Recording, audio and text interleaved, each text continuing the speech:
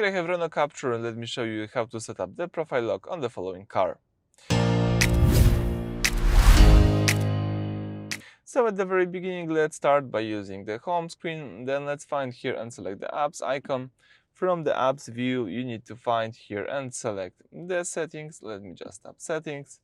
And from the list of settings, you need to scroll down until you see the security.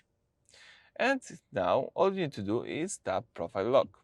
As you can see, you can use pattern, pin or password to lock your profile. In my case, let me use the pattern. You need to draw the unlock pattern. Let me do it. Tap continue. And let's do it again. Alright, you need to tap confirm. And that's it. You just lock your profile by a pattern. So right now, if you would like to, for example, go back to the new profile and switch back to this one, you will need to enter the pattern. But if you would like to disable the pattern, you can also do it in the same way.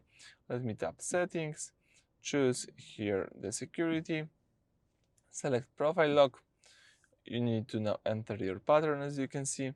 And if you would like to disable the pattern, let's just tap none.